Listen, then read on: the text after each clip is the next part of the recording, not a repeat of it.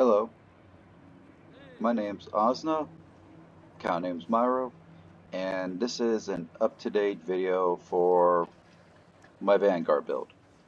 And to those who are tuning in today, I've been regarded for having arguably to some the best Mechanist spec in PvP, and have been told I am the best Mechanist player they know. Which is really great and it's fun when you get to it, and you've seen, and to those who've seen my videos, check them out. You can see the results. So, not much has changed for some of the stuff in terms of the build. Some of the gear is the same. Some of the talents got changed. This build is, I would think it's more of an advanced version of the Vanguard build that I have. The one that I posted before, it's still viable. It's still good, decent, but I will refer to that as a starter one to get people introduced to how I play and everything. And this is a more advanced version. It's more bursty, both in terms of damage and heals, and heavily relies on combo effects to get the job done. And from there, I'll just go over everything from start to finish, and I'll try and explain. So to those who want to start the build, I'll put a link in the description to the previous guide to give you an introduction to that one, the starter one. Because the starter one is more passive. It has better passive healing, but doesn't have the bursty output of the damage it heals. And this one relies, again, on heavy combos with fields and tag teaming combos with your bot. So we're going to start with the gear. And again, not much has changed. I'm still running power builds because though I have the flamethrower and people think that I'm Condi, I find power to be better. It's more bursty because across the board. The only real Condi one that I have per se is the flamethrower. But elixir gun, mace, they get more out of power.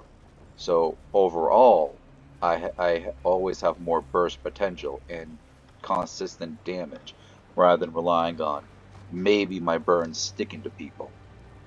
Because realistically, even if I get cleansed from it, if they cleanse my conditions, then it's easy to cleanse stacks of burns rather than cover conditions. So I run Heretic for power, precision, higher crit damage, higher power, higher damage from critical, and healing power. The healing power is needed because, again, as I explained last video, as a Mechanist, we have our bot. And we need to keep in mind, we kind of need our bot to fight to stay alive. The beauty of the Vanguard build, or this build I run, you can still fight and heal and be a team player without it. But that's still a core mechanic that's gone. And unlike currently how Rangers got a reduced respawn timer on their their pets, we still have to be careful of ours, because if ours dies, that's a 50-second respawn time, close to a minute. And even if you bring them back alive, the switch mechanic that Rangers can do, that's still a minute and a half just to bring them back. So I keep this in mind to keep me and my bot alive. The healing is really nice. I still run for Rune of the Warrior. Give myself a little more vitality, some health, so I'm not instantly one-shotted. Give myself a little buffer there, and some extra power to deal damage. And I run Mace and Shield, and Sigils of Cleansing, which removes a condition when I swap weapons, quote, and Sigil of Energy, which I gain 25% more 25% endurance when I swap to a weapon. And though as engineer, you don't have extra weapons, the kits, elixir gun, and flamethrower, they count as weapons. Therefore, when you swap them in combat, they can be triggered. And what's new in this build from my previous one is in Visions of Eternity, I am now running Relic of the Pirate Queen. It has a 1-second internal cooldown, but I gain quickness when I disable a foe. And I will talk more about that later. And I run this, by the way, more than my last one, the Midnight King, because these has more synergy with my stuff. And I'll explain that later. But, so now we move on. Well, first of all, I just want to say real quick before I forget.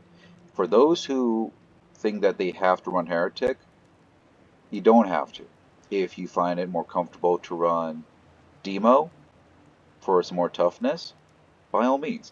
If you want to run Sage to put some more conditions on, that's fine too. If you find yourself, because depending on your team composition and the enemies you're facing, you can switch up the amulet. If you find that you're going to be facing really hard-hitting power damage, then maybe switch to Demo to add some toughness to you. If you find that you are facing people who are weak to conditions, put on Sage Amulet. All I'm going to advise, though, is if you do switch the Heretic Amulet, be sure to switch the Rune as well to compensate for it. That way you get what you need from it. Even Avatar Amulet will be okay. So now we're going to move on to the traits. So I run pretty much the same as last time, but I'll go over everything in detail still. So I run Inventions, Alchemy, and of course Mechanist. So why do I run these? As I tell people, Mechanist does not have a lot of good inherent defensives. They don't. And the few that do, what could be considered it, aren't that great in PvP, or in general, in my opinion, because they lack control, they lack the oomph and the versatility that others have. Like Hollowsmith, they get some of the greatest defensives a engineer can have. Those bubbles and barriers that allows them to be super aggressive with their style, or to play defensive, but it still allows them to move and still attack. While you also have amalgams, the new spec that's got introduced in Visions of Eternity. At the time of recording this video, they have great sustain and defense as well through their morph skills. Scrapper, they have good gyros and even core engineer. Mechanist, we don't get a lot, even if we get some of it. Again, so let's take again, we got this mech burst right here. Sounds good on paper, but your bot stays still, and that is it's not really that great in terms of the barrier that it could pulse.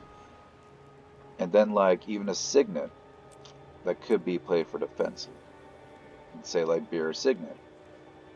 That's not that great because the bot keeps moving and you have to stay near it.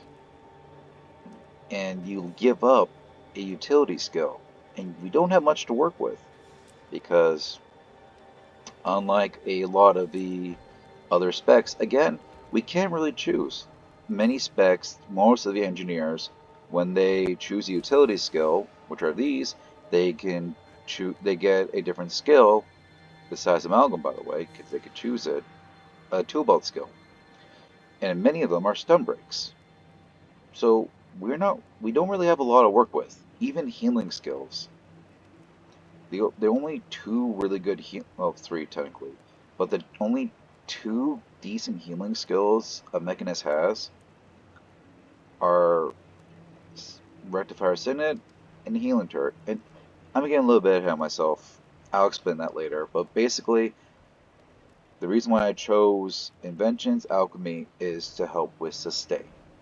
Because without sustain, of course, the engineer and the bot will die. That simple. And so I'll go over the traits. We'll go from there. So Inventions. I take this to help with, again, sustain, and has good synergy with my build and the shield. So we'll go here, Cleansing Pulse, cleanse a condition from nearby allies. It triggers when you use your healing skill. And this also affects your bot. So the next one is Ally Ward. You grant protection to nearby allies. And your skill, which is used when you use a healed skill. And protection is increased. So when you use your shield skills, you apply protection. I chose this over automatic medical response because even though this says the tool belt skill, it's pretty much a spam, because if you were to select this, even though we don't have the tool belt skill that could be associated with a heal, it's tied to your mech's F1 skill. But that's just a spam by that point, and I find more out of this one. And the smoke bomb could be good if you can trigger it, or you know when it's up. Like, it'd be helpful if like this came up, and this icon for the bomb dispenser would be shown on your icon, so you know when it's active, so you can do combos into it. But since you can't, I find it to be very. It's not guaranteed, and you don't know when it's coming up. And again, I find more out of Ally Ward because it puts a protection on you and puts protection on your bot. Next one is you grant protection nearby allies when you use a healing skill. Again, it's triggered with healing and protection. It's great to have when you use healing skill to give yourself some extra toughness, reduce incoming strike damage, so that the heal sticks, and you give it to your allies, including your bot as well. Now the next traits are Expendable Turrets. Useless in this build because we don't run, well, the only turret we have is the healing one, but I don't find a great use out of this one because of what else could come about it. I may try experimenting with this later, but it's not great in my opinion for now. Soothing Detonation. Heal allies when you use a heal belt, using a tool belt skill. Not terrible, but you get the most out of it if you spam some of the skills, and you don't want to spam 2 of your bot's skills in this build. You want to save them. And the one I chose is Mechanist. Gain resistance when you dodge. Resistance, so when you gain this boon, non-damaging conditions currently on you are ineffective, like crippled, chill, stuff like that. Basically, I use this to make sure I'm not slowed, because that way I am able to keep moving and it gets transferred to the bot. By the way, this is a good one to use against certain necromancers, because they like to put a feel of the fear bubble around you. And if you can time it, if you can position yourself just right and dodge roll at the very edge of it into the bubble, you can gain resistance and get out of the bubble.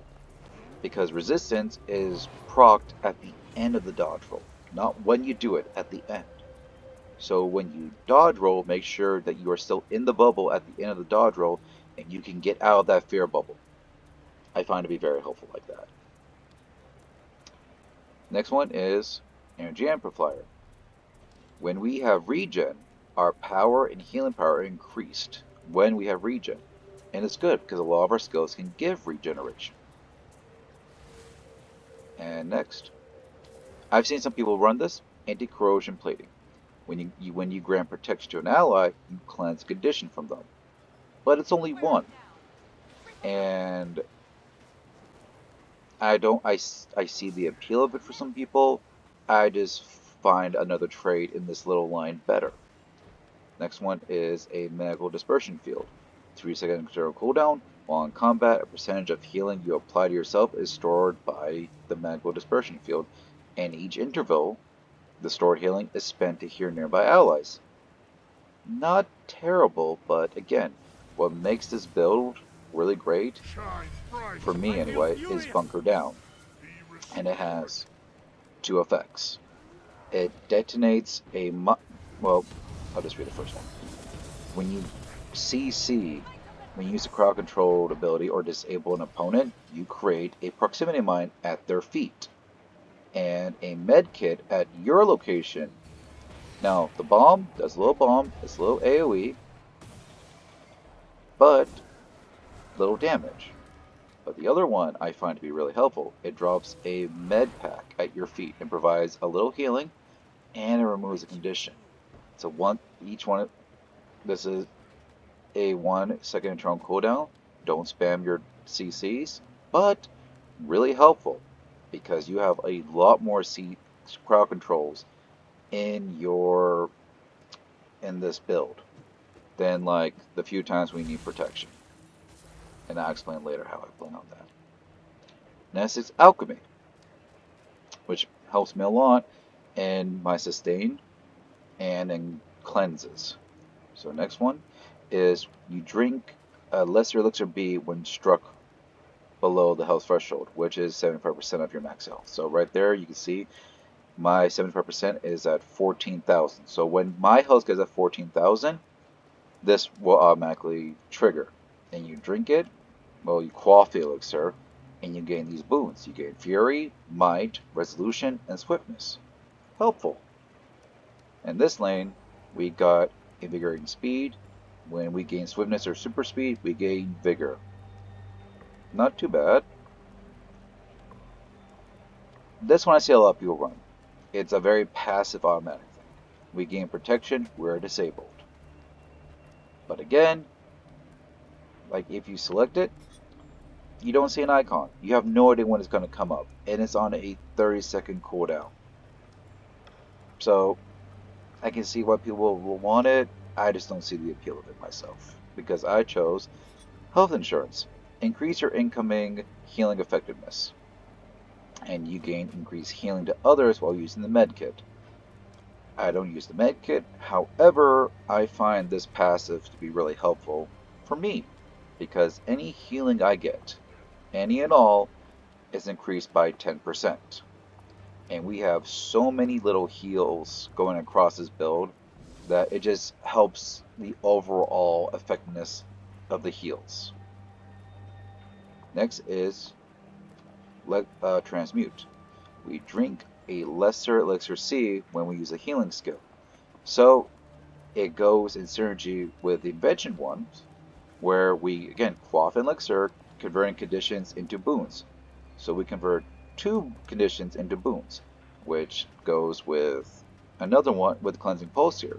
We cleanse a condition from nearby allies. So that means when we heal, we are cleansing 3 conditions. And 2 of those will be converted into boons. And depending on what condition they are, they get transferred into a different boon. Next we have what I use. Come back here. Grant regeneration when you remove a condition from an ally. That also includes conversion, by the way. So if we convert in our healing skill a condition to a boon, this also triggers. Now, why do I take this? Because it affects us and our bot. And because we no longer have the passive healing of the signet to put heals in our bot, regen is the only hot healing over time that we can apply to our bot and ourselves. So having regeneration on us and our bot, really helpful. And also good for our allies.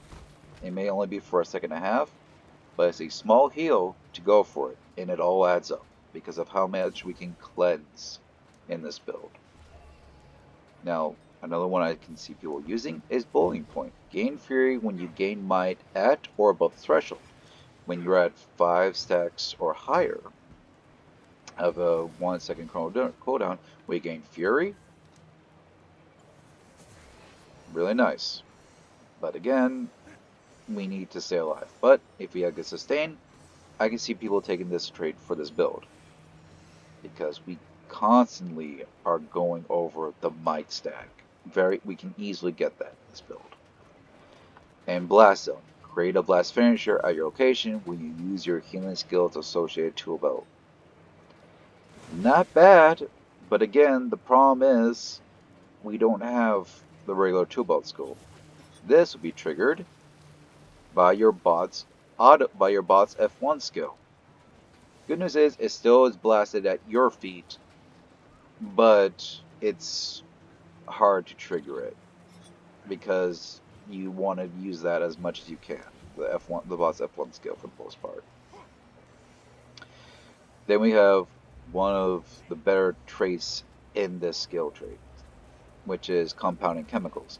We heal ourselves when we grant ourselves a boon, and we remove a condition from ourselves when we use an elixir skill, and we gain increased concentration. So that means our boons last longer. So the two things about this: we remove a condition from ourselves when we use an elixir skill. At first glance, it doesn't look like there's an elixir skill. However, in the elixir gut, we do have two elixir skills. We have acid bomb and super elixir. So when we use those, we remove a condition from ourselves just by using them. And the really good one though is the first part. Heal ourselves when we grant ourselves a boon. There is no internal cooldown about it, and it is based on individual boons. Meaning, like, let's say we gain stacks of might with one skill. Let's see, where is it? We'll use this skill as a quick example. This skill grants 4 might and 1 quickness, so that is 5 boons right there, because it counts each individual stack of might as its own separate one. So we trigger the heal of compounding chemicals, the 489 heal. We could trigger that 5 times just by using this. That's really handy considering how many boons we can get. And in the final part, we have HGH. Elixirs gain increased duration and grant might. I don't run a lot of might, so no point for me. And this is one I see a lot of people running now, because this used to be in the firearms trait, but they moved over here. Equal opposite reaction. We gain stability and quickness when we disable an enemy. 1 second cold down for a solid 3 seconds, 3 1/4 of quickness and stability. So why do I not run this? The very little times that I would want to run this is like 1/10 of the time, because many builds that I would need this for have different ways to deal with it. Like, in order for this to work with some builds, I would have to fight builds that run stability themselves, run CC builds themselves. But a lot of those builds that run a lot of crowd controls also have access to stability themselves. But their stability can be procced on skill activation. Ours has to be procced on when we get crowd control. So it's kind of hard to play into that, because I find chain reactivity to be a fantastic one for this build, and this is how I stay alive longer in fights, and I find this to be a lot better for the build. So what chain reactivity does: we gain beer when we successfully finish a combo field with a leap or a blast. Every third successful finish grants you might, which again goes back into compounding chemicals, and a larger barrier that is shared with allies, including your bot. So as you see there, we gain barrier, and the third barrier that's triggered gives more, and on the third one it gives allies 1100 barrier. As I explain more into this build, you will begin to see why I use it. Because in this build, we have 1 leap, 3 blasts, and we have access to 3 well, actually we got 4 blasts. We got 4 blasts, apologies for that. And we have 3 combo fields to work with. And you'll see why if you see my videos how I use them. By the way, this doesn't have to be just your fields. You can use your allies' combo fields in fights. And I also recommend you looking up the Guild Wars Wikipedia to see how combo fields work, because you can learn a lot from them. And I'll explain more of that later. And the third one is finally Mechanist, of course. Mechanical Genius, we gain access to our bot, and our bot inherits our stats. But what I don't understand is the pet leash here. We do not need this because, let's see if I can show you. So, when Mechanists used to be overpowered, they didn't know how to deal with it because the output was way too much for what little input people did. So to try and keep people away from doing what rangers do, where they just run around and let their pet off and everything, they put this here, Mechanical Genius, and when your pet is near you, it inherits the stats and the cooldowns are there. But should you be away from your bot outside of the threshold of 360, should you use your bot skills when it's not near you, it gains a 20% cooldown increase, which is really, really dumb in my opinion, because Rangers can do it all just fine. There is no need for this, because the bot has the bot stats and the Signic skills that affect it have been nerfed so much that this is just not needed anymore. But to give you an idea of where it is, let's see if I can right there, that little blue line right here, that is the distance that you have to constantly be near your bot so it doesn't lose its cooldown should you use it. Which isn't much. Rangers can do it just fine, by the way. Yes, I sound a little bitter about it because it's ridiculous in my opinion. But hopefully they'll take away this pet leash because it's not needed anymore. It's just not. So next one we have Rolling Smash, the Condi one, the Condi variation that people go for. Puts bleeding, has a 16-second cooldown because it applies bleeding to your bot's auto attacks, but it only affects may only affect a given target once per interval. But then they teach them the Rolling Smash move, which allows them to do just this kind of slash attack to apply bleeding AoEs, bleeding to 5 targets. And this is the range move. Don't recommend this in PvP. This is me personally, because a lot of the skill, you want to keep an eye on your bot. You want to know where your bot is. Unless you plan to always move your bot with you, your bot won't move outside of stuff, nor will it give a good chase. If they're far away, that's fine. But with how people play with a lot of projectile denials, bubbles, and very fast moving, it's not that great. It once was when there was a meme for it, but I don't find a use for it. What I've chosen instead is high impact drivers. It unlocks explosive knuckle for your bot, and the boss auto attacks, and you kind of saw this a little bit earlier, it applies might for allies within a radius of 600, which by the way is a lot smaller than the pet leash. But if anyone, including you, are near your bot, you will gain a might that lasts 6 seconds. This effect occurs once every interval, so every 1 second. Now, when Explosive Knuckle is there, it's a 12-second cooldown. With this build, by the way, if you notice that some of the bot skills have shorter cooldowns, it's because of the last one. I'll get to that. So as an example, I'll show you what happens. So like many people will choose this one, and I'm in combat. Oh, it's because of that golem. Get away from the golem. So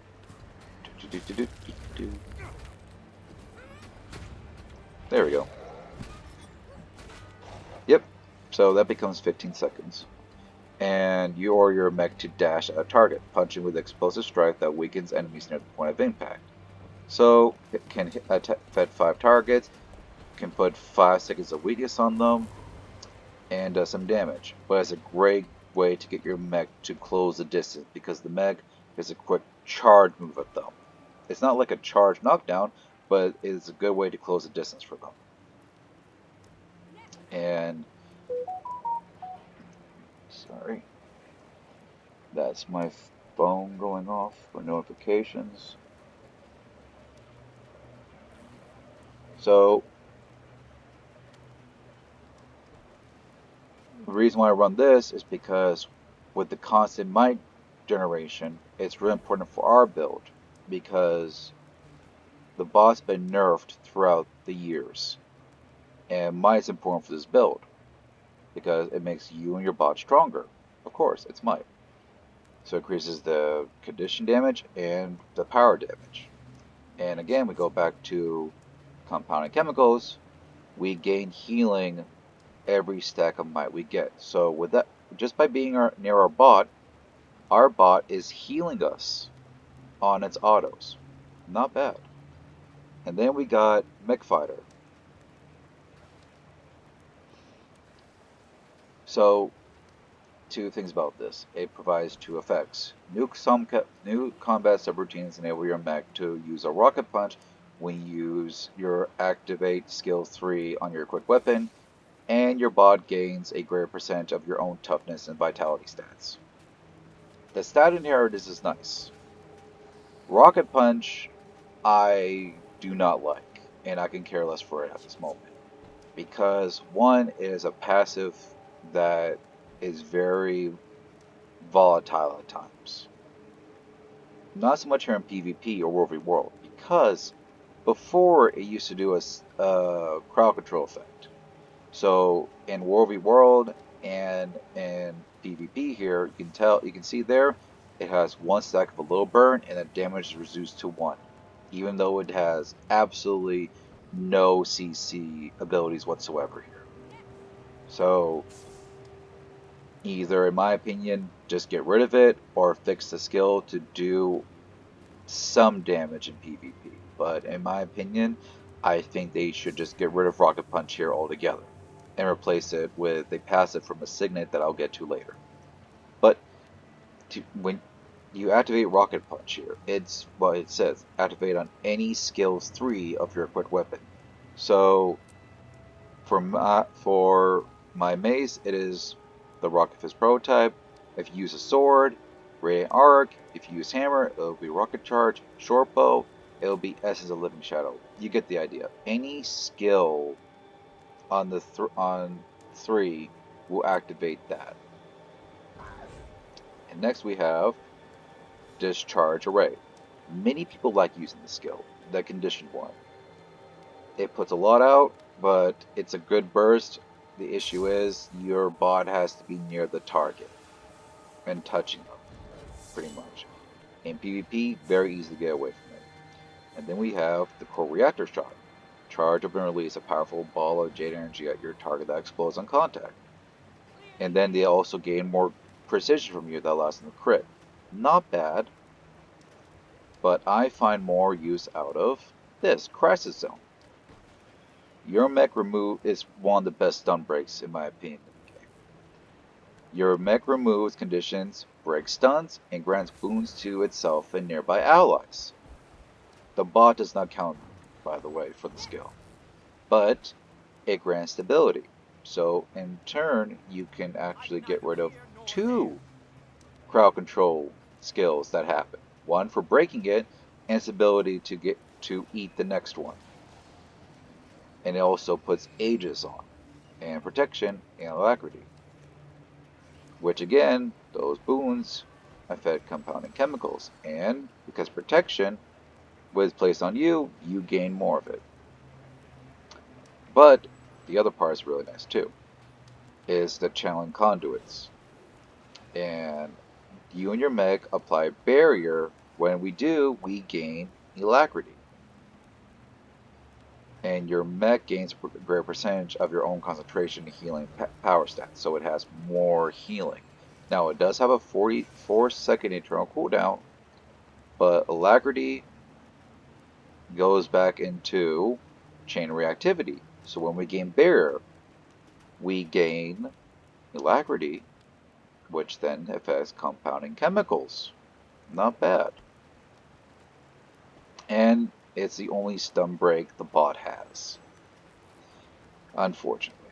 Which means of our entire tool belt bot skills, it is the only stun break we have access to.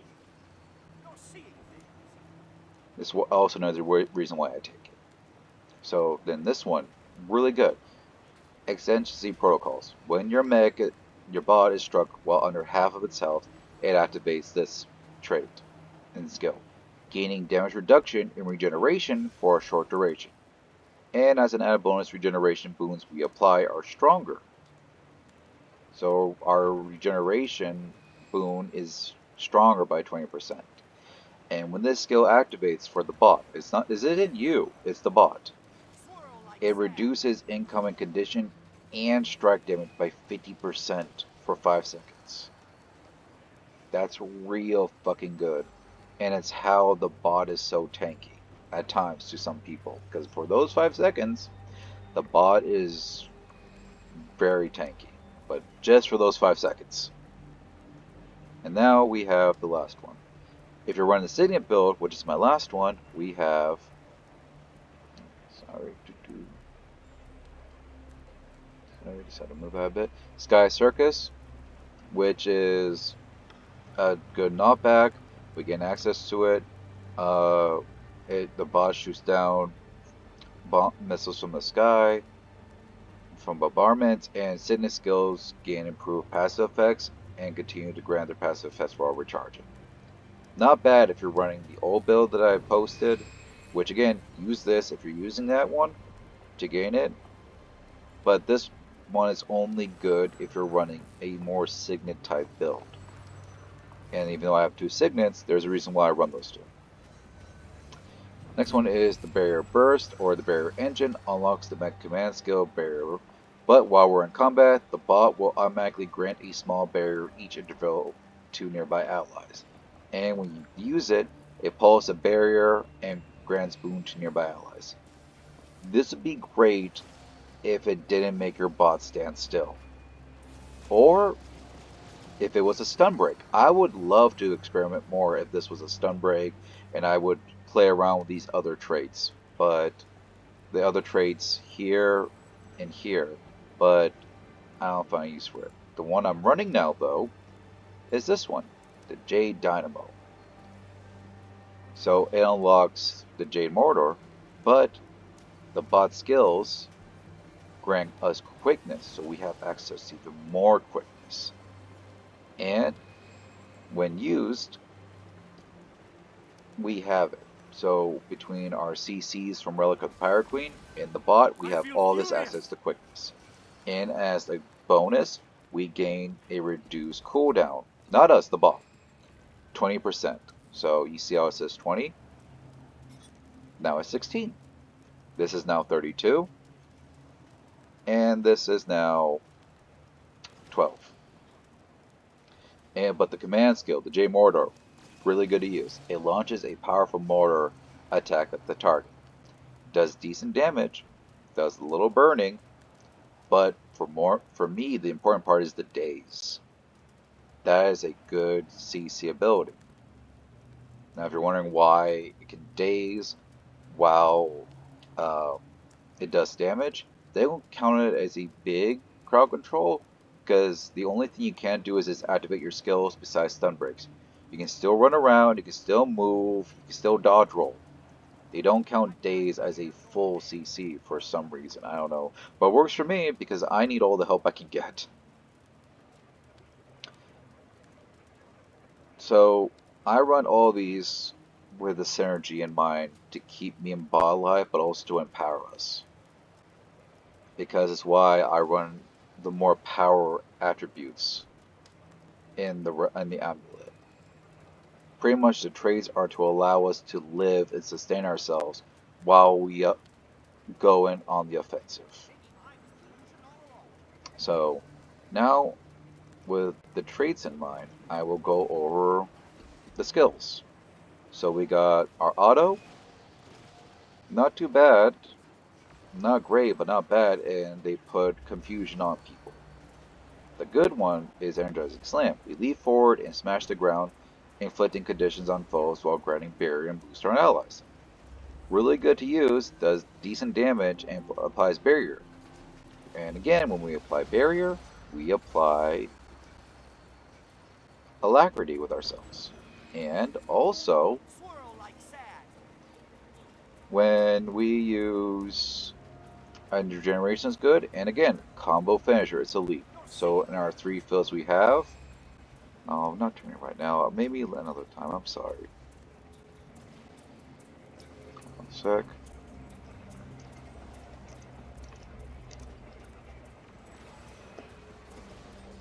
Thanks for the invite, though. Oh, say that.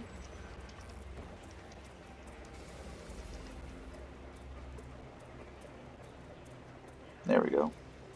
Maybe next time. But when we use it in our combo fields, we proc chain reactivity, which again grants barrier, then goes in there. So we proc more barrier. Because this barrier is 766, and this is 555, so we grant even more barrier by using it, and then a lot more barrier when we get on the 3rd one. Really helpful. Of course, the one big problem I have with this, the tool, they need to fix this. This is bugged, and I think it's still bugged in PvP, because you see how it says it gives 3 stacks of vulnerability and 3 stacks of confusion. So if I remember right, and it should still do this unless they hotfixed this literally yesterday. Yep, 2. Still 2. Which isn't helpful as much. But, you know, if it does 2, it does 2. Just fix the tooltip then. So, next, we got Rocket Fist Prototype. Really great to use, in my opinion. It is a CC ability. It's a ranged one. We launch a fist that explodes in the first target hit, damaging and stunning nearby allies. Does low damage, does low burning, but it's the ranged stun that's important. Because when it's a ranged stun, we stun them, gives us an opening, or to stop them from doing an attack. But when we use it, we then proc Relic of the Pirate Queen, which procs quickness, which then gives us more burst potential. And though it does not affect chain reactivity, it is a combo finisher, which is a physical projectile, which is again important. And I'll explain that later when we get to the fields. Next we got Magnetic Shield, which creates a magnetic field that reflects projectiles and can be released to knock back foes. Really good skill because it grants protection because of inventions. So when we use this, we gain protection and it reflects missiles. But we can also activate it again to use magnetic inversion, which will release the magnetic field to knock back nearby foes. And this is an AoE move around you, so it knocks them back, and also as a combo blast finisher, which we can use to proc chain reactivity. By the way, before I forget, Rocket Fist Prototype, CC, and Magnetic Inversion, that's a CC. And you know what happens besides Relic of the Pirate Queen for quickness? We also proc Bunker Down, which also does a little damage and heals and removes condition, which then goes into Combat Cure, which we grant regeneration when we use condition, when we cleanse a condition, which then goes back to compounding chemicals, which heals us when we gain a boon, i.e. regeneration. Little heals there, because then we gain compounding chemicals twice from quickness from the CC, and also from regen from a cleanse if we had a condition. So, good way to set up a burst, and also just to damage them a little bit, but to also heal yourself. Same with Magnetic Shield. And this is probably the best shield skill in the game, in my opinion. Stag Shield. Electrify your shield, preparing to throw it at foes. You will stun nearby enemies that attack you while blocking. So because of inventions, we are granted protection when we use it. And we stun them when they hit us. And so the thing about, and we block it for 2.5 seconds. Now, if I remember right, there's like a smaller interval from it. But when we do that, it's a stun, and you can potentially stun them for about two stuns. The first initial one, and maybe 2 more times. I think 1 is a definite if they're attacking you. But it doesn't have to be them themselves. Their AoE skills also will proc it. So what I do a lot of times is if I see an AoE on the ground, and mind you, it's around them, because when you use it, you can see the radius around you. I will try and place myself in the enemy's AoEs and have them near me. So pretty much they are stun locking themselves with their own AoEs. And many specs have little AoEs or damaging fields that they lay on the ground. Use it to your advantage, because then you can not only stun lock them, but then you also proc quickness, and then you can proc bunker down, which will hurt them a little bit. It can heal you, and in team fights, it can give your allies room to breathe. And then you can even get more crowd control effects out of it by using the throw shield, which we can throw it. It can daze foes that it hits on the way out and back. So that's twice, by the way.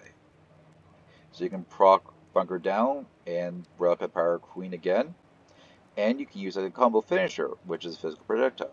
And to give you guys an example, like when we use it, that radius right there, and you throw, and comes right back. That radius that you saw, as long as the enemy is in that radius, when you're in their AoEs, you will stun them. Now, next skill, and this is where the changes start. The last one that I was using, and I see many people use it, is Rectifying Signet, which, pull up here, it is a passive heal and heals you and your bot. It is the only true dedicated heal for you and the bot. And there's only 3-ish in the entire engineer that we have access to that we can heal us and the bot. This is the dedicated one. So why do I not use this? This has been nerfed in PvP a few times. And it's only really good if the passive is active. But because we are not using the J drive, the Sky Circus move, to make the passive stronger and to keep it permanent, it's not that great because the heal is so small. And the only other two are Medkit, which wouldn't be bad if we had access to the main heal skill. Otherwise, now we can't really heal ourselves. We can heal the bot, but we can't heal ourselves anymore. Because check it out, I'll put it on.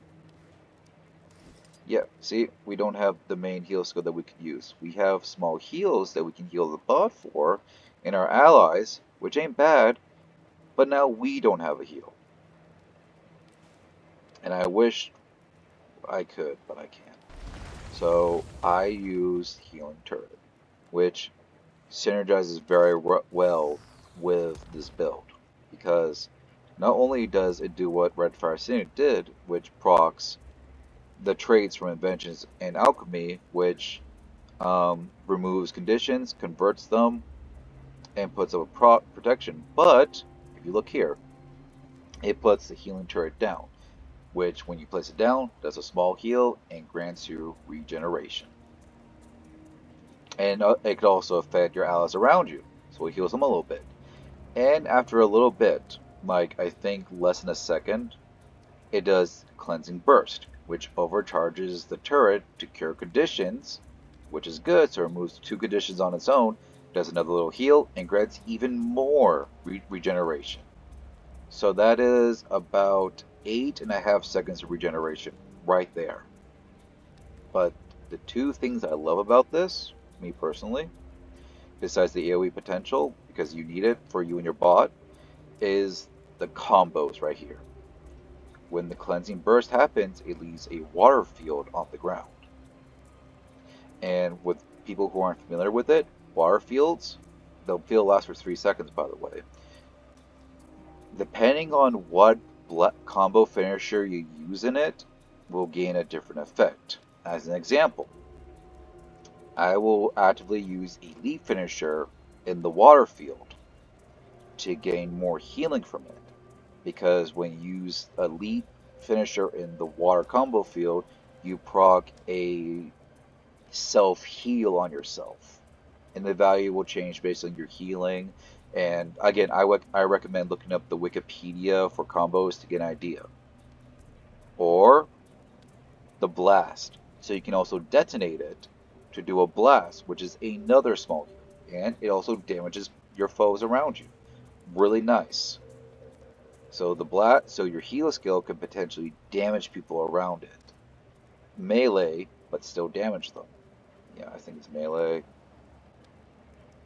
Yep, it's about melee. Less than melee, actually. And it does a combo blast finisher. And again, combo blast finisher from this will also trigger chain reactivity.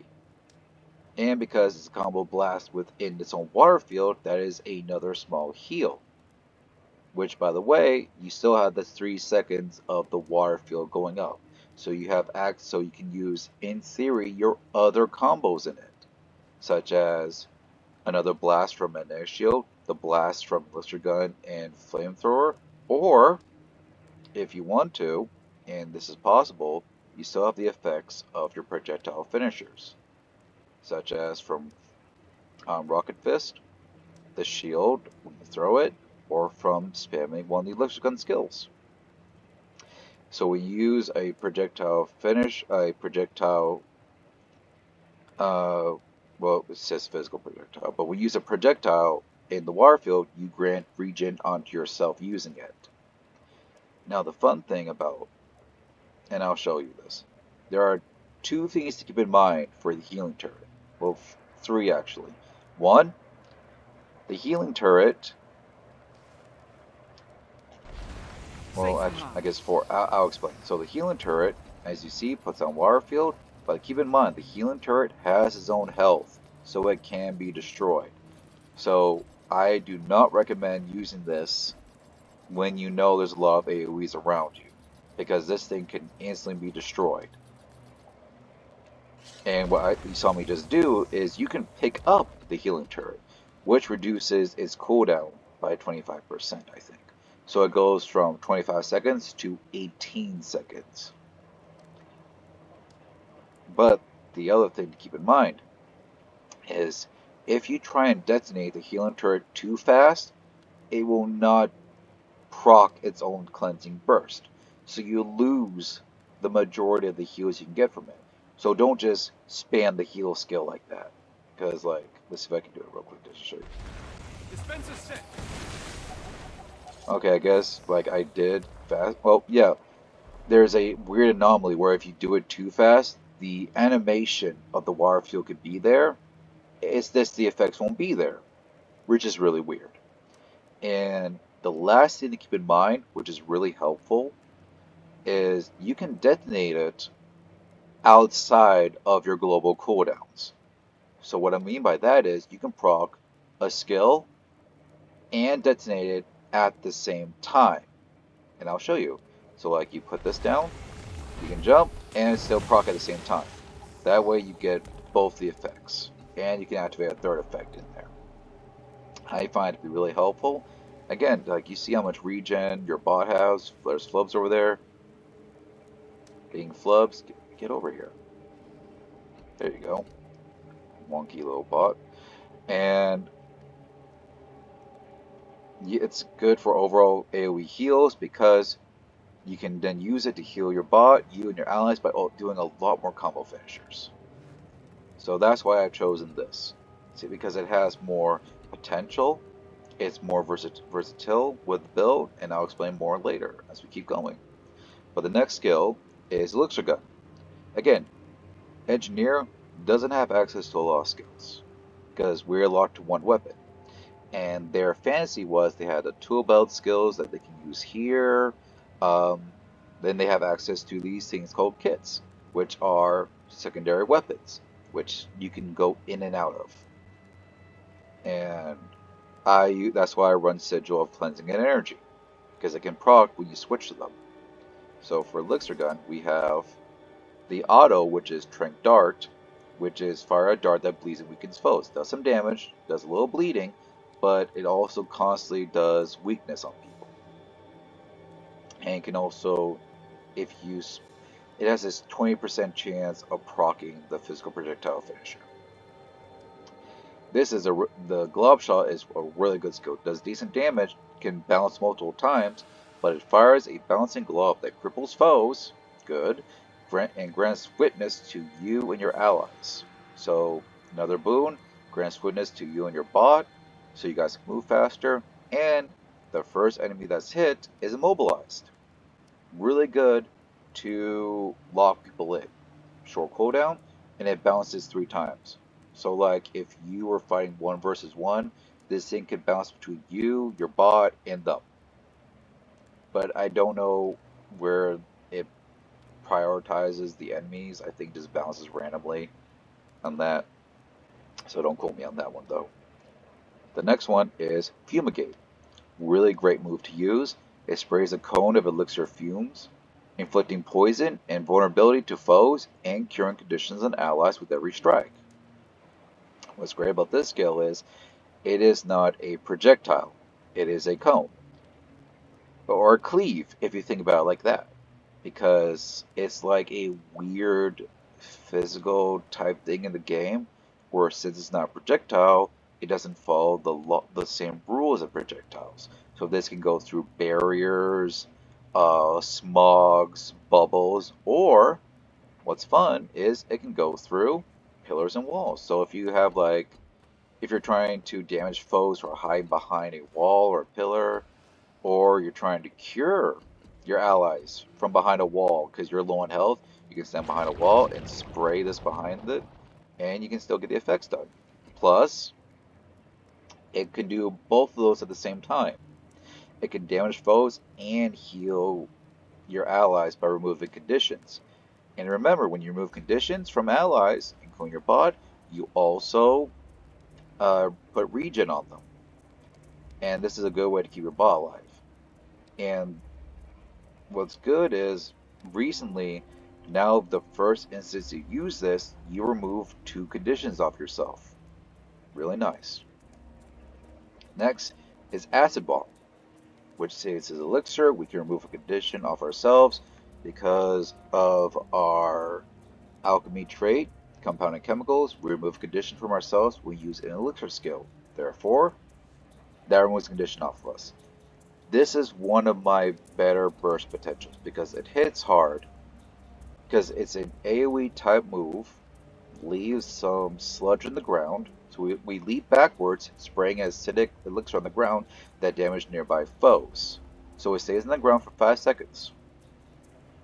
And it constantly can damage foes who will stay in it. The initial one though, the first hit, it's the hardest. But it's unblockable. So if you see like revenants or even elementalists, they like to stay in their little invulnerable bubbles, or even warriors with their blocks, you can use this right on them and it hurts them. And it's a combo blast finisher, so you can use it within your other fields to proc chain reactivity, and it leaps you backwards, which is really good. So it's a good way to disengage from your enemies. But the fun thing is, if you, depending on your keybinds, but let's say you click, in my case, 7 or 8, you can swap between them back and you can still go on to the next skill. Some people call that kit weaving, because you can still attack. It's like elementalists with their attunement weaving. If you switch between your kits using the skills here, the animation and skill effects will still go off while you're going to a different weapon set. So you could potentially be getting your attacks out faster. So why do I bring that up too, besides just being able to be more uh, quick with your skills? Well, if you use the stow weapon, which is drop bundle here, you can actually stop yourself from moving in midair. So like as an example, I'll just use acid bomb real quick so you can see how far I go back. So this is how far I go back. That's normal leap, right? That's normally how far you fly backwards. By the way, you can use this skill when like you're immobilized or even you got bears around you that prevent you from moving to guarantee the hit. Or you can do this, if you stow it in mid-flight, you can stop yourself from flying to get a better hit in, or to gain the effects of the burst of whatever you're trying to do. Next one is Super Elixir. You launch an Elixir Orb, healing allies on impact, so you heal them a little bit, and then you create an area of conditional healing, so it does a little pulse heal, and because you remove a condition from them, do regen. Because of Elixir, you then also heal a condition, which procs regen, which procs compounding chemicals. But the things to keep in mind for this, it is unblockable. It won't damage them, but you can put a nice heal and combo field around you. The really good thing about this one is the combo field of light. I use this one a lot to deal with conditions or to remove conditions, because with the combo field of light, if you use a leap into it, you gain light aura. If you use a blast, you gain. If you use a blast, you do an AoE cleanse. But if you use the physical projectiles in it, though those won't prot chain reactivities, you remove additional condition from yourself. So sometimes I may actually stay in my combo field of light and just start spamming Trank Dart to proc it to remove even more conditions. Or I'll throw a rocket punch in it to remove another condition for myself. It's really nice.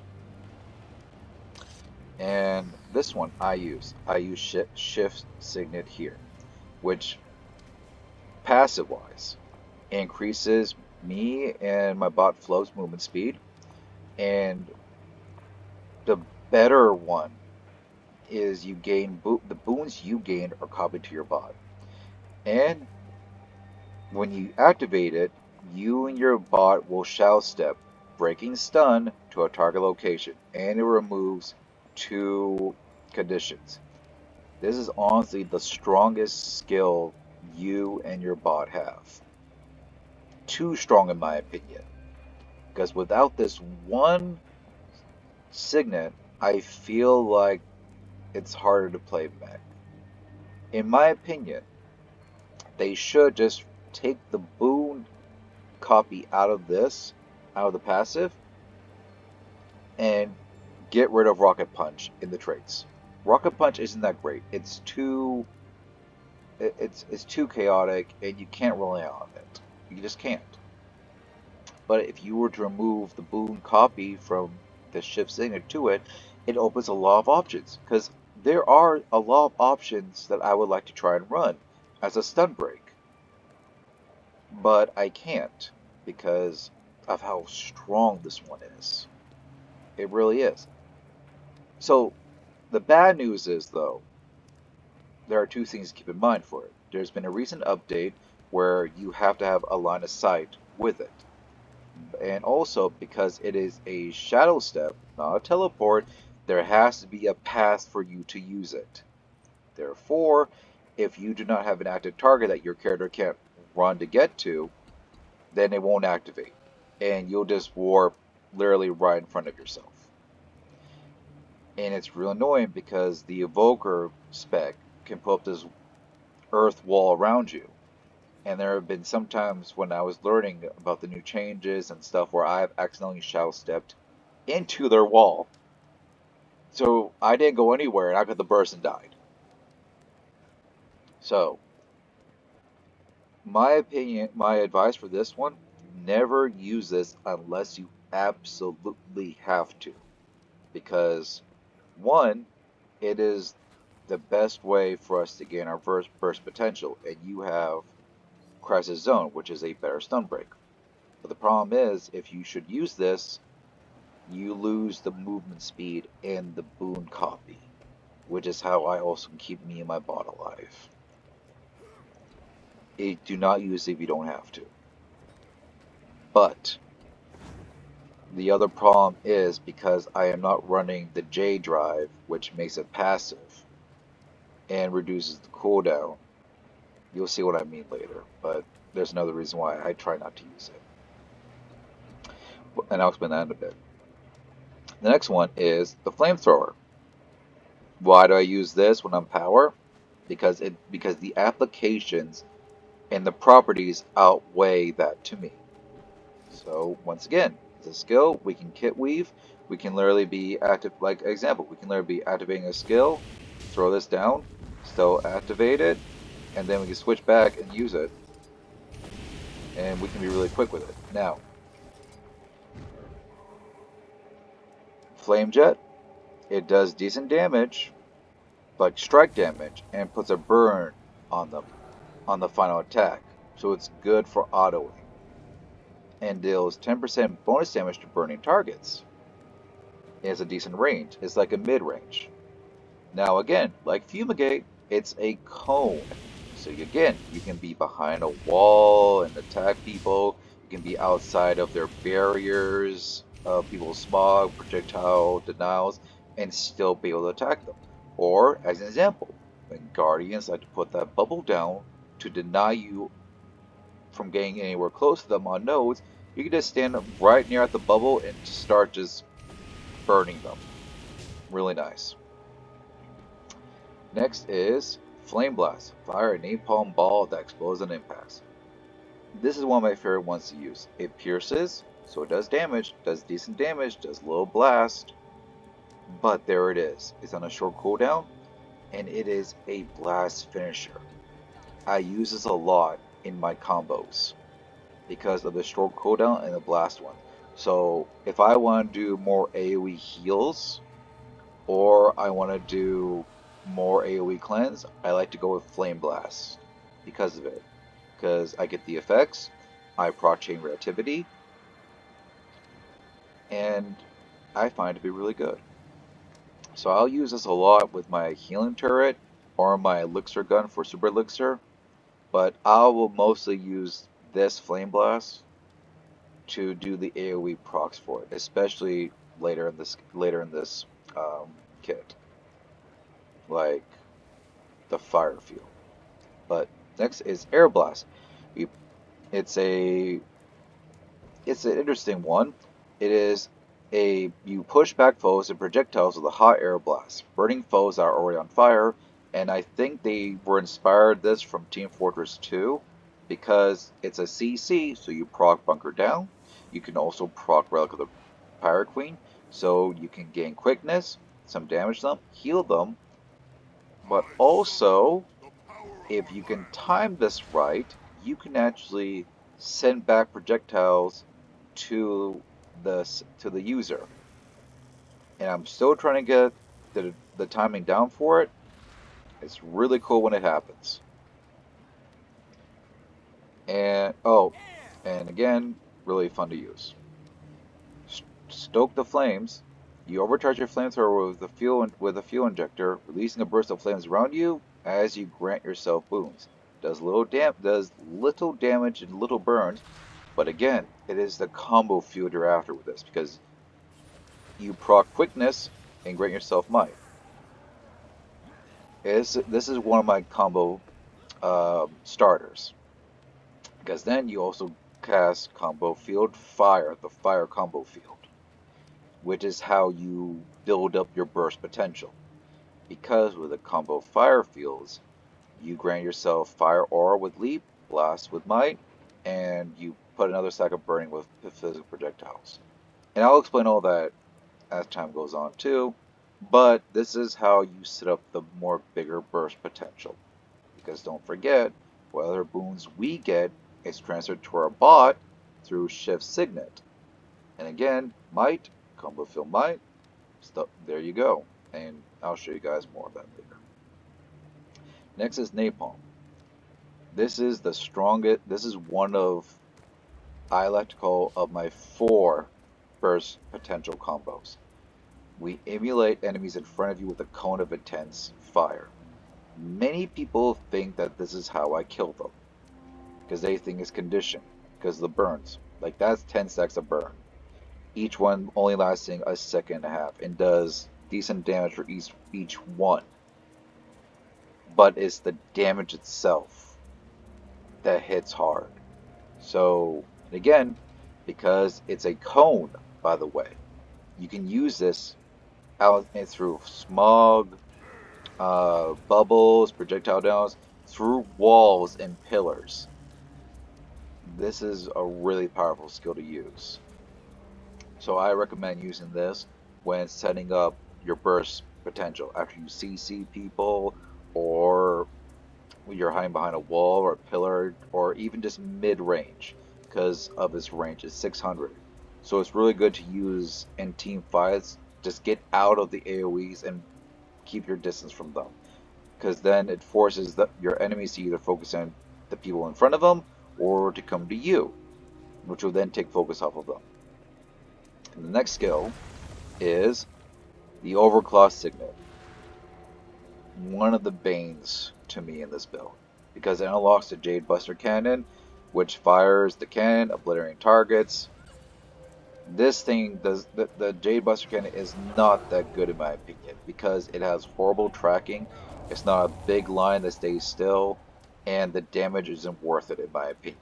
Even if it's unblockable or anything, because the bigger thing that you want to use this skill for is the passive and the other activation.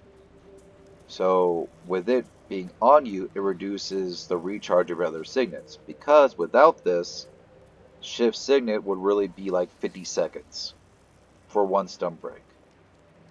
But when you use it, you can bring back your bot from death.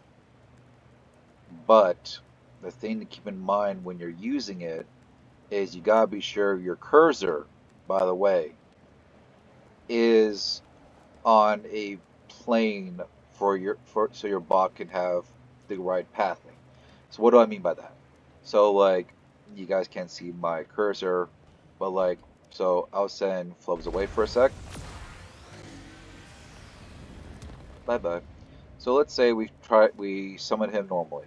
So based on where your cursor is, because the cursor is trying, I think in terms of how they use and activate it, they're trying to activate that cursor so that you get an AoE type thing right there to summon it, and then summon the bot, either with Crash Down or Mechanist. Now, to show you an issue with this, let's say we told our bot to use Crash Down right there. So you see how it's blinking red a bit? We can see that through the skill here, but we can't see that when we use the signet. So let's say we try and use it, no line of sight. So it will stop us from summoning the bot if we use Crash Down. It will actually stop us from using the skill, which is good. If it wasn't, so like, see how it's green? No valid path. So even if there is a terrain for it to summon on, if there's no way for your bot to get here, it won't use it. Which is good because it prevents this from being used. But it won't prevent it from using this. But because there's no pathing, it won't summon the bot, it'll trigger the cooldown, and congratulations, you just wasted your cooldown on your elite skill. Not fun. So make sure you have a good plane to use it on. Also, because of how it is, be very careful, because sometimes the terrain can get in the way, and like I've seen it where I've accidentally placed it right behind me on a pillar, and then of course, nope, wasted my cooldown. Fantastic. Now, I explained that stuff. Now to explain again for flubs right there. Again, you got explosive knuckle. They have reduced cooldown because of the Jade Mortar, and they proc quickness. Good stun break and CC here. Now, how do you use these in succession? And what do I think you need to be able to do for this? Because the problem is, if you see my videos, people think that somehow I can make that work. And I've tried very hard. And the best way that I can explain the build is I am a core engineer at heart with the bot helping me. Not tanking damage or being true support. We work in tangent, but this is more closely a core engineer build.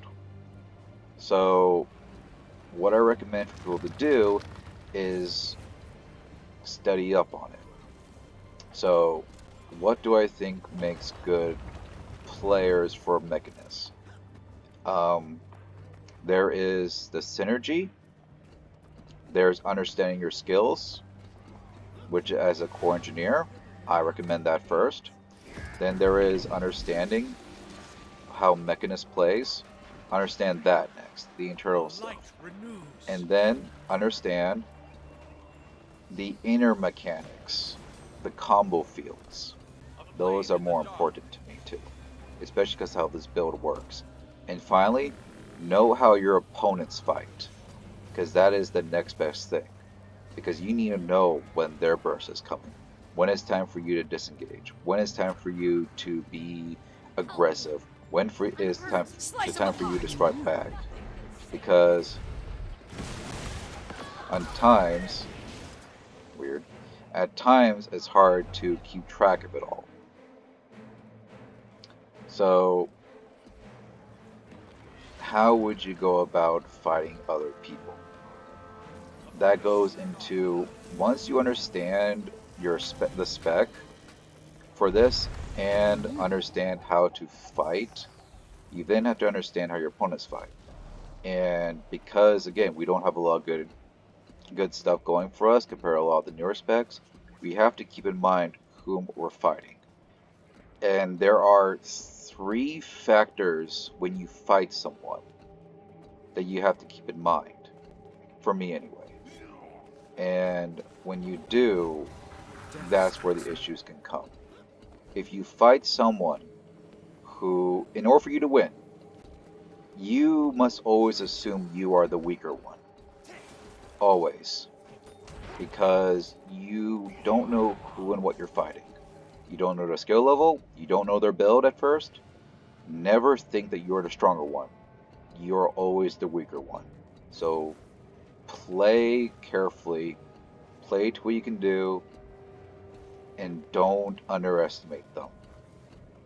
And the 3 factors for me is, if you fight anyone, in order for you to win, you must have better control. You must control the battle. You must control the fight. You must control you and your bot at the same time. You must control the combo fields. If you don't, you will lose, especially when you fight someone who can beat you.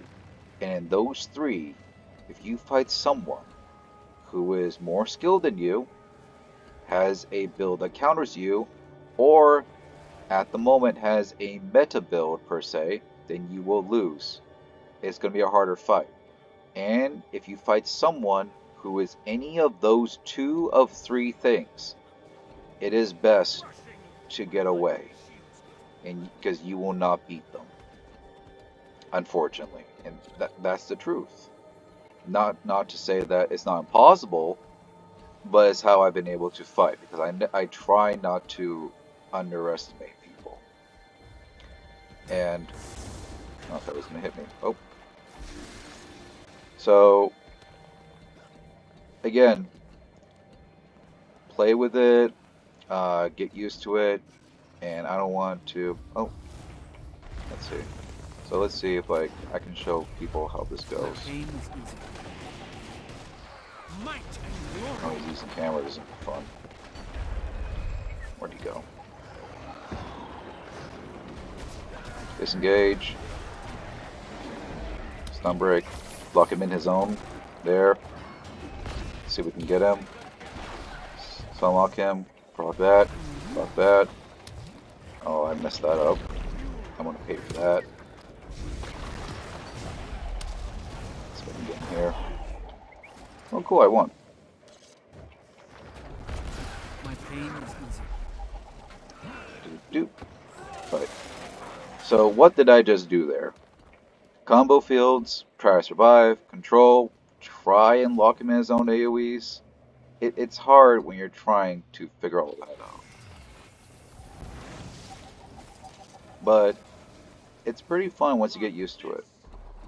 Now, how do we go about some of this stuff? So like, let's say you want him to get away, you blast him on the combo fields, or like some things that I do is I will mostly use the energizing slam, the Mech skill, into healing turret to proc a better self heal. But if I need to get away while I'm healing, I will heal, Safe. I mean, cleanse, and then proc it as I'm flying backwards within the water field. So I damage them, do 2 blast AoEs, and and disengage from them. That's a very helpful one.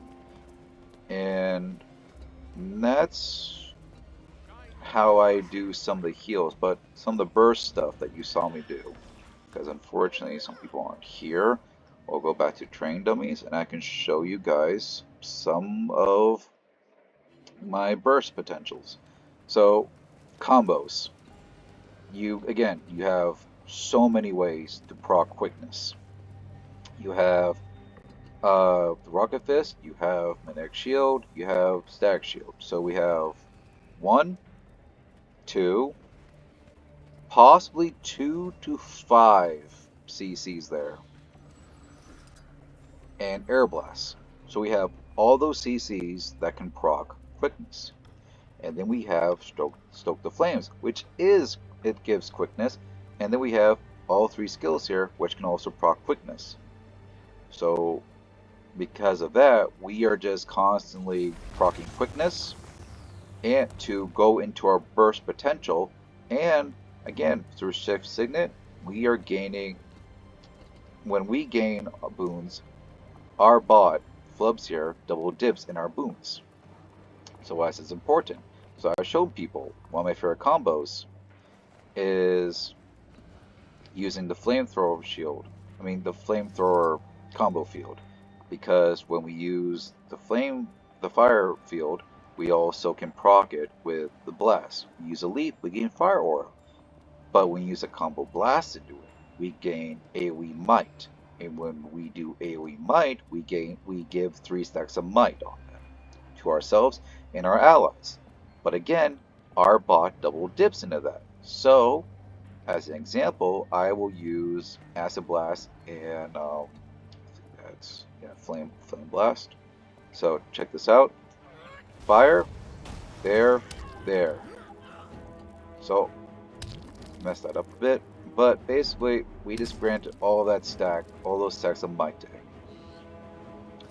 So, which ain't bad considering that was just us using the combo near him. But remember, he makes his own. So let's say we use it on the bot here. We'll use the heavy one. So he's stacking might. We'll do fire, air, there. So right there, he's already at full stacks right there. Full stacks on autos and using our attacks into it. And then we can also proc Jade Mortar, which you'll see what I mean. So let's say like we do that combo again. Might and glory.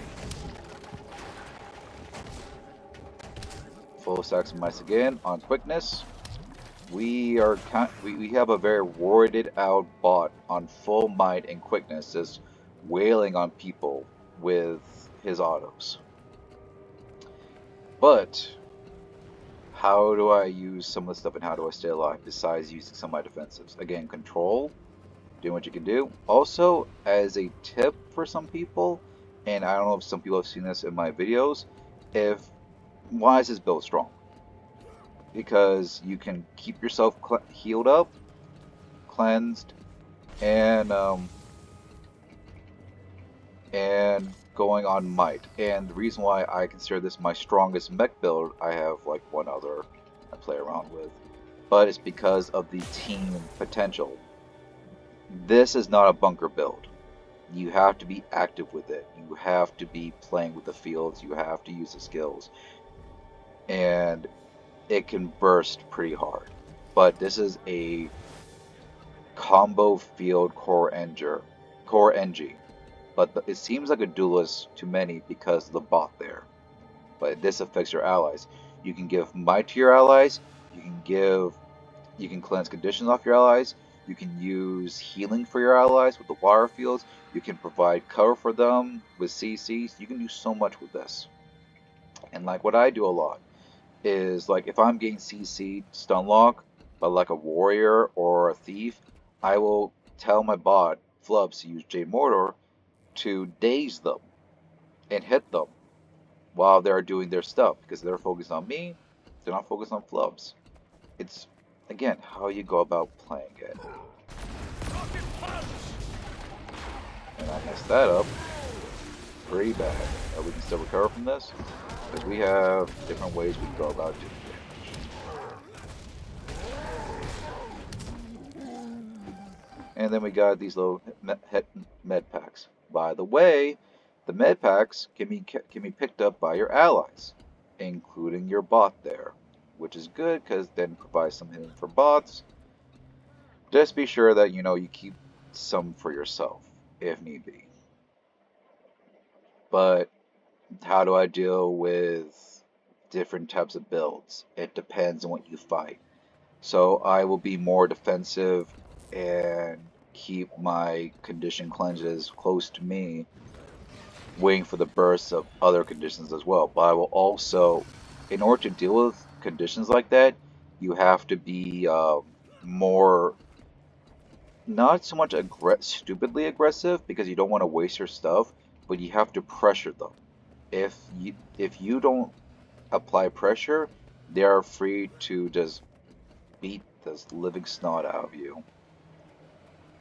But for power, you have to play into them. You have to know when their bursts are coming to stop it. You have to be able to outplay them. And it takes a while. Nope. Okay. But yeah, just my advice, just have fun with it. It'll take a bit to get used to, but remember to use your combo fields, water, light, fire, to their full effects. Kit weave. Never stay in a single kit for too long, but do not spam your abilities. Like, use them in combos. But if you just waste all your skills hoping to kill someone without, like if you just throw all your skills into the defensives, you just wasted your skills and anything to do it.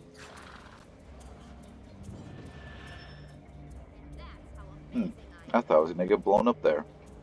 Usually when I see measures do that, oh, never mind, that person's getting blown up. So, do what you can do, just have fun with it. Use the combo stir effects. Use the fire combo fields to stack up. Let's see if I can do anything with this. Oh, spellbreaker. This is like my worst one.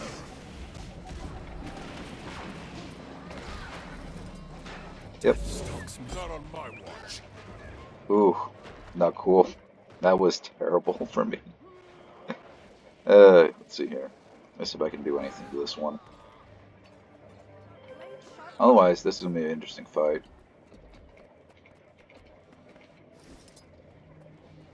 But I'll wait for him to die. But yeah, use your fire fields to their effects.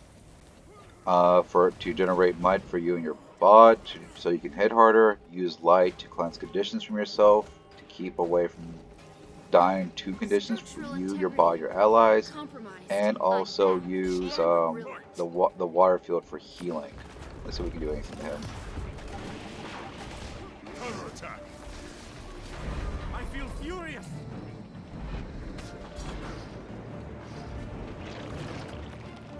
That was a waste. Might and glory. Go for the throat.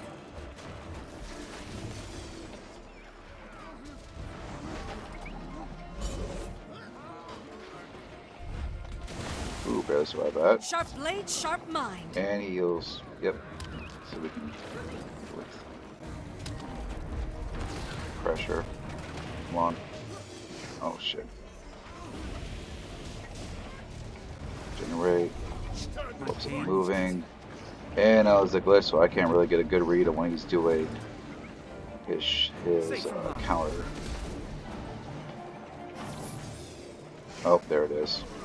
And now I'm going to suffer for it. Unless... Come on. Here we go. Cool.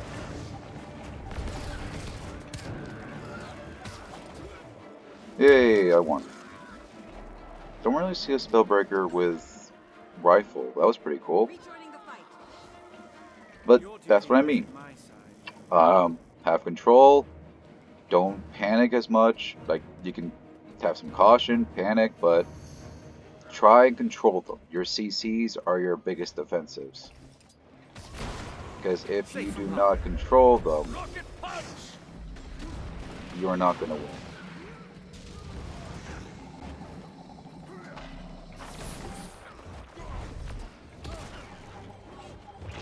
Whoop.